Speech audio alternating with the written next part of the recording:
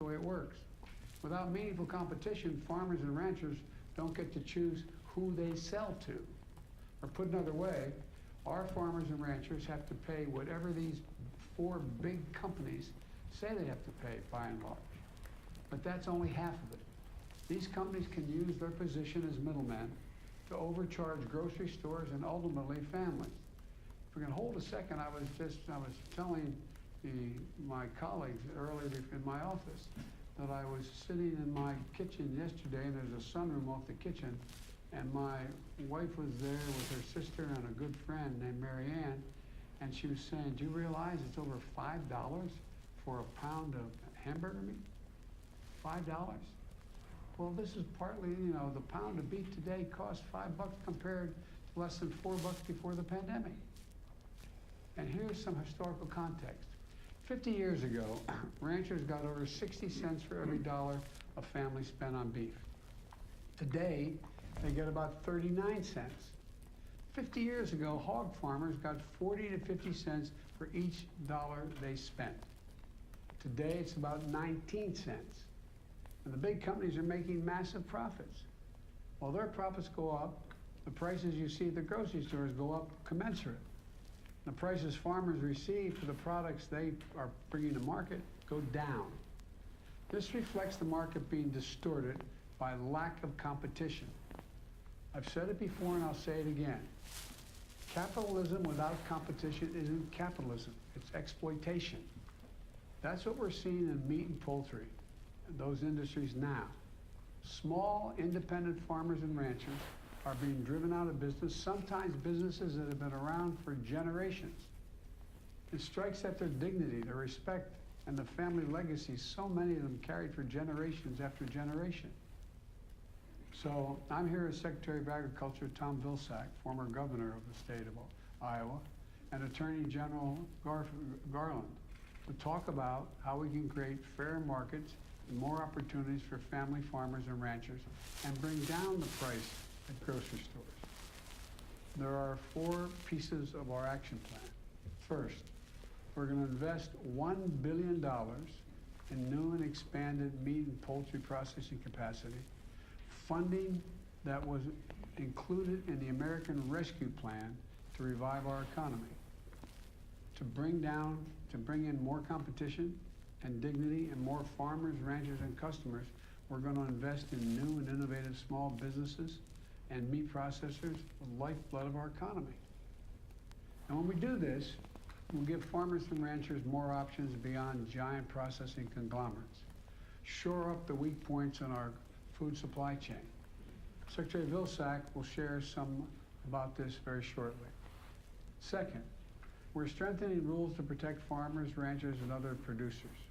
For example, the Department of Agriculture is rewriting the rules under the Packers and Stockyard Act, which was a law back in the 20s that was needed at that time and still needed to protect farmers and ranchers from abuse by processors. The last administration weakened that law, making it possible for the abuse that we're seeing now. We're going to strengthen the law to make sure it works as intended. Third, the United States government, my administration, will enforce existing competition laws vigorously and fairly. My executive order on competition established a whole-of-government approach to increasing competition. And our new White House Competition Council, chaired by the head of my National Economic Council, including members, and Brian is here today, and including members of the cabinet and other key agency officials like the Secretary of Agriculture, the Attorney General, the Secretary of Labor, the head of the Federal Trade Commission. They're all there to make sure that antitrust laws are enforced across the board. Today, the Justice Department and the USDA announced a joint initiative to make it easier for farmers and ranchers to report potentially illegal practices in the agricultural sector. Attorney General Garland will discuss this more. Fourth, we're bringing greater transparency to the industry. A free market isn't truly free without transparency around prices. How do you justify the price? And right now, that's largely disappeared in the cattle market, transparency. Back in August, the Department of Agriculture took steps to address this, and we're going to keep pushing. And I'm pleased to see that Congress is taking action as well to increase competition and fairness, with a bipartisan group of senators now working on legislation to make cattle markets more transparent. And all these issues are areas where we can and we must come together in a bipartisan way. And I'm grateful to the members of the Democratic and Republican members of Congress for being willing to come to the table. Senator John Tester and Senator Grassley of Iowa, Tester's from Montana, have been leaders in this effort. And I'll be inviting a bipartisan group to come together to discuss how we can make progress legislatively as well as they're proposing, even as we continue doing everything we can on the executive branch side. Strengthening competition is good for all of us. Farmers and ranchers deserve a fair shake. American families facing high prices at grocery stores deserve a fair price to put food on the table. Rural communities, which see more good jobs when there's more competition. And our economy as a whole, as we make our food supply chains more resilient. I'm looking forward to hearing from the farmers, ranchers, and processors joining us today. We're going to ensure that you have the tools you need on a level playing field you deserve. And we're going to fight for fair prices for American farmers, ranchers, and families, all three. With that, I'm going to turn it over to Secretary Vilsack. Tom, the floor is yours. Mr. President, thank you very much. And certainly as I travel around the country, I've heard sad stories of farmers and farm families who had to leave this business because of a lack of competition. Your executive order on competition challenged us at USDA to take immediate action and to develop a set of tools to expand processing capacity, increase competition, improve farm income, and create good-paying jobs in rural America. And we went to work. And because of your American Rescue Plan, we have the resources to be able to do meaningful work, committing over $1 billion, broken down as follows. $100 million is going to be utilized to reduce the cost of inspections for existing small and very small processing facilities. This is going to help us maintain the capacity we have. $32 million in grants were awarded to 167 existing facilities to modernize their operations, to allow them to expand their opportunities beyond the state border, to engage in interstate commerce. This is going to expand market opportunity and income opportunities for these processors. $100 million in available loan guarantees to address the middle-level supply chain challenges that this industry faces, cold storage, warehousing, and also allowing these facilities to expand their operations as well. We believe this $100 million will leverage nearly $1 billion of investment. And the announcement today we make is an $800 million commitment of grants and loans to address capacity, workforce, and innovation challenges the industry faces. We're going to make available, Mr. President, $375 million in grants for expanded facilities and new construction of new facilities. Now, we want to get to work right away because farmers have been waiting a long time for this help. So $150 million of this resource is going to be made available under a request for proposal that we'll file this spring. These resources will be made available to projects that are just about ready to get going, but just need a little bit of help to accelerate the implementation plan. So this $150 million, we believe, will help to sponsor at least 15 new projects that will complement, expand along the 50 facilities that you mentioned earlier that the major 4 companies currently have. So it's a significant step forward. $225 million of grants will then be made available this summer for products and for projects that are just getting started, that are on the in the infant stage. Our phase 1 goal, as I indicated, is 15 projects. Additional $275 million, Mr. President, is going to be provided to our lending partners to create more affordable loans and financing available for facilities that are being built. Even if we build more facilities, we also need a trained workforce, Mr. President. And so $100 million of this resource is going to be used to support and to create a pipeline of well-trained and experienced workers so that we can expand this workforce in rural America. These will be good-paying jobs that will support families and also support farm families, Mr. President. And then $50 million of it is going to be utilized for technical assistance and research. We're going to need a lot of innovation in this industry. We're going to need new business models. We're going to need new ways of innovation and technology to create greater efficiencies. And small and mid-sized facilities need to have the opportunity to have this innovation as opposed to the big four. Now, as you indicated, it's not just about money. It's also about rules and regulations.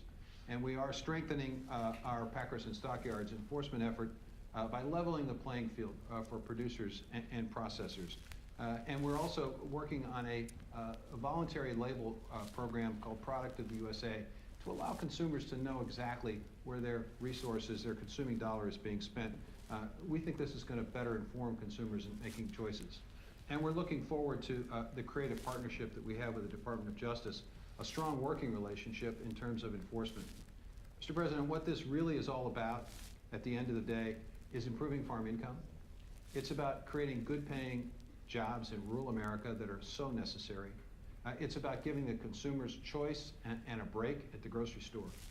And it's exciting work. And we at USDA are really engaged in this and involved in working with our farm partners, as I suspect you'll hear today.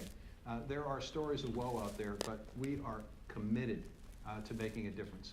And we're looking forward to working with Attorney General Garland and his great team at the Department of Justice in terms of antitrust enforcement. So I'll turn it over to my friend, the Attorney General. Thank you very much, Mr. President, for convening this very important meeting, and thank you, Mr. Secretary, for the tremendous engagement our teams have had over the past year on our shared competition and regulatory concerns. The Justice Department takes very seriously our responsibility to share with our partners across the federal government to protect consumers, safeguard competition, ensure economic opportunity and fairness for all. Over the past 10 months, we've stepped up our efforts to ensure competition and counter anti-competitive practices across all sectors, from airlines to insurance brokers to book publishers. And we will continue to vigorously enforce our antitrust laws, no matter the industry, no matter the company, and no matter the individual. The work that we do, especially the work that we do together to ensure competition in our economy, has a direct impact on the lives of the American people every single day. When we talk about promoting competition in the agricultural sector, we are talking about whether a farmer or a rancher will be paid a fair and competitive price for their goods and labor. When we talk about protecting consumers in this context, we are talking about whether food will be affordable for everyone in America. The Justice Department's Antitrust Division has been active in implementing the sound policy measures suggested in the President's executive order on promoting competition in the American economy. We have closely supported USDA's rulemaking efforts under the Packers and Stockyards Act, a law that Congress passed 100 years ago, more than 100 years ago, to deal with many of the very same problems we still have today. Today, we are announcing a new joint initiative to better coordinate efforts between USDA and DOJ. This will include the launch of a centralized, accessible portal, a one-stop shop, to report complaints of potential violations of our competition laws, including the Sherman and the Clayton Act, as well as the Packers and Stockyards Act. The joint channel that we are establishing will allow USDA and DOJ to collaborate early on how to appropriately address such complaints. Where complaints relate to antitrust violations, whistleblowers will be protected in many cases by the new employee and contractor anti-retaliation protections, which Congress passed in 2020. Let me say in closing that anti-competitive practices in agriculture, as in any industry, hurt the American people, producers, consumers, and workers alike, and they hurt the American economy. Too many industries have become too consolidated over time. Too many companies have pursued corporate conduct and more aggressive mergers that have made all of us vulnerable. Against this background, our antitrust efforts cannot and will not slow down. But it is a fact that our Antitrust Division has been underfunded for too long and has fewer staff today than it had in the 1970s. That is why we are urging Congress to allocate the resources we need to reinvigorate our enforcement efforts and ensure a competitive economy for all Americans. I look forward to our work together in the days ahead. Thank you very much. Thank you, Mr. Attorney General. And Mr. President, if you may, we're going to hear from the group that we have assembled here, which represents the enormous potential and diversity, geographic and otherwise in this industry. And we're going to start here with Scott Blubaugh, who is the president of the Oklahoma Farmers Union and operates a cattle ranch in Oklahoma. And I just, Scott, open it to you. And would be curious to hear how you approach the issue of the options for processing and what it would mean to you to have more options and how you think about that in the context of the action steps that we're trying to put forward today. Well, thank you, Mr. President, for taking on this very critical issue for rural America. You know, this is on our minds of all of our farmers and ranchers throughout the country, and not since Teddy Roosevelt had we have a president that's willing to take on this big issue. So thank you very much for that. To answer your question, what will it do for me as a farmer and rancher and my membership here in Oklahoma and the American Farmers and Ranchers is if we are able to be able to process our animals on a more local level, we can retain more of that retail food dollar at our farm gates, at our farms and ranches, in our family operations, and in our rural communities. For too long, we have seen the multinational meat packers suck out all of the wealth of rural America and put it in their corporate coffers, and in some cases even overseas. So we're excited about being able to have local processing done by local people and then sell directly to the consumer. You know, whether we can sell to the grocery stores, the restaurants, or the consumers directly, all of these will enable our rural communities to be lifted out of poverty. And we have a great poverty problem in rural America. So we're excited about that. In Oklahoma, I will tell you, $10 million of the first round of the CARES COVID money was actually allocated through our Oklahoma Department of Agriculture to fund some projects just as you're speaking of. So we had 196 applicants apply for that $10 million of CARES money. 40 applicants were chosen and were able to be funded with that money. And out of that, we had 19 new mom and pop small processors either open up for business here in our state, or they were able to upgrade an old facility to meet the new safety and health standards and be able to market that across state lines.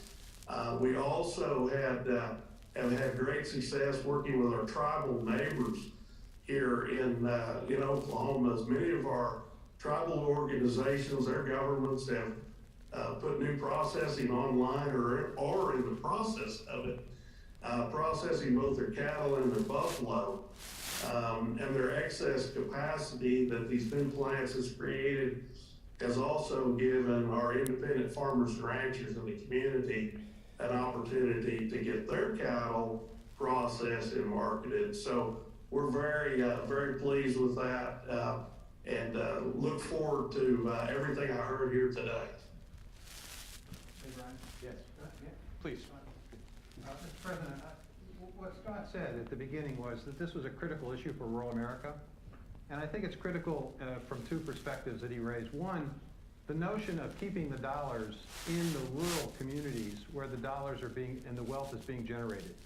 For far too long, we've had an extraction economy in rural America where these guys work 24/7, 365 days a year, raising these cattle, and then they transport them hundreds of miles away and the profits basically go thousands of miles away. What Scott's talking about is retaining those profits in the small towns. That's going to create opportunities for farmers to be able to better afford that machinery. That's going to keep the implement dealer in business. They're going to be able to support that Main Street business. That's going to keep those retail stores in business. And it also going to create jobs. And I think it's really important to emphasize, it's not just farmers who are going to benefit from this, it's also rural folks looking for a decent job.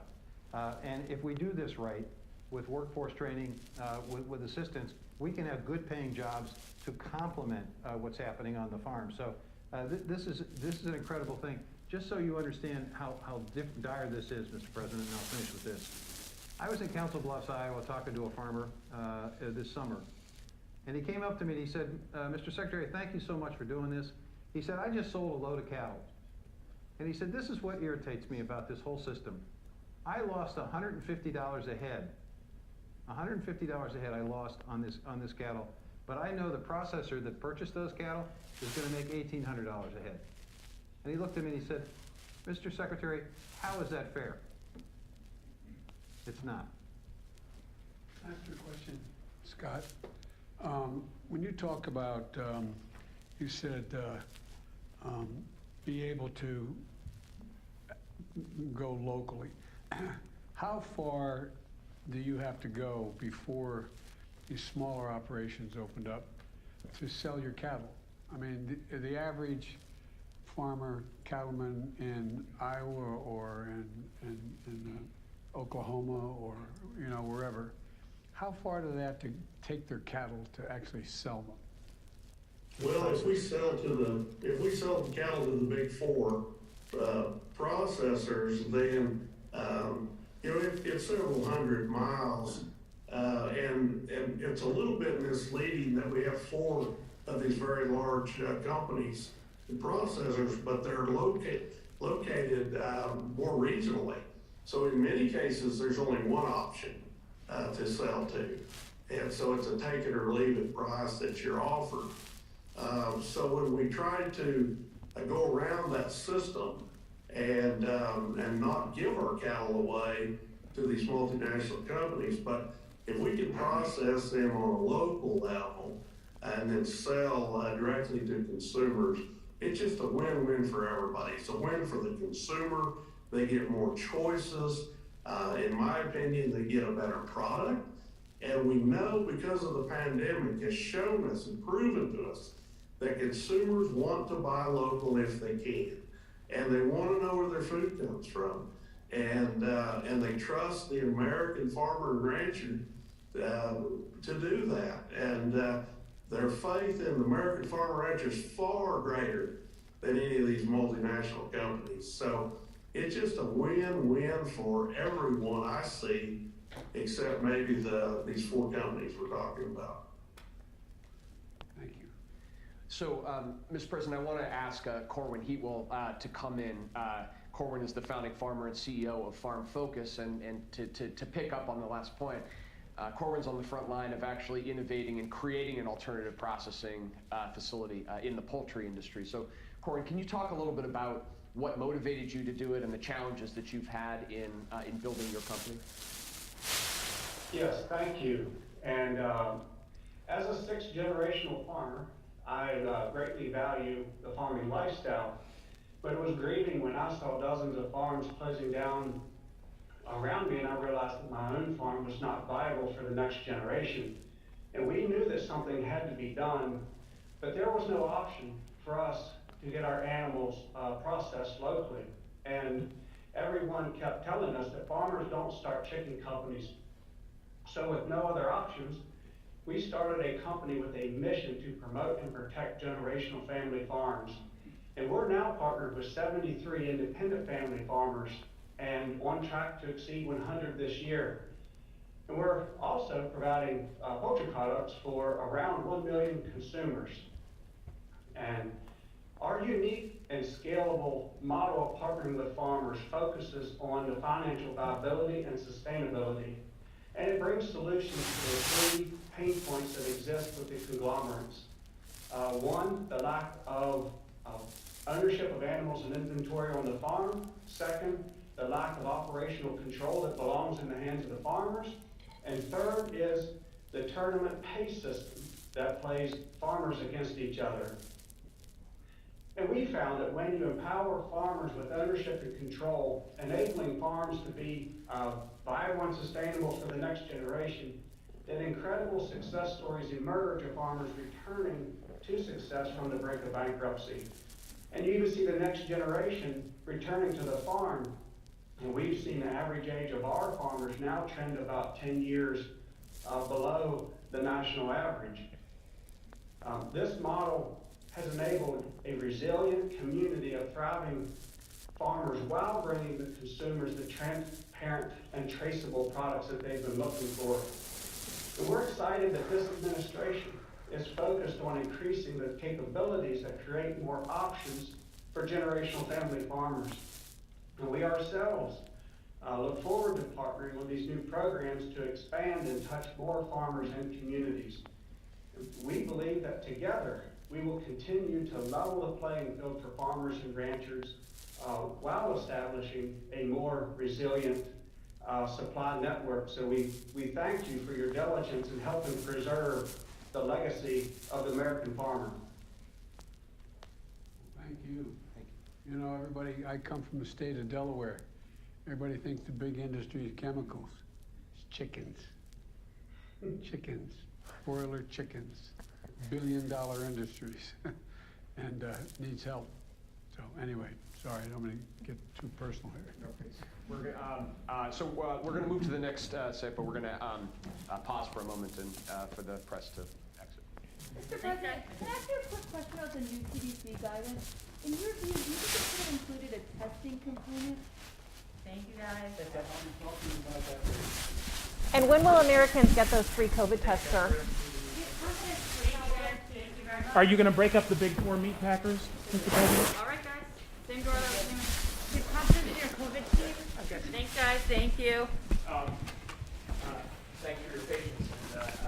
And Kelsey, we're now going to turn to you.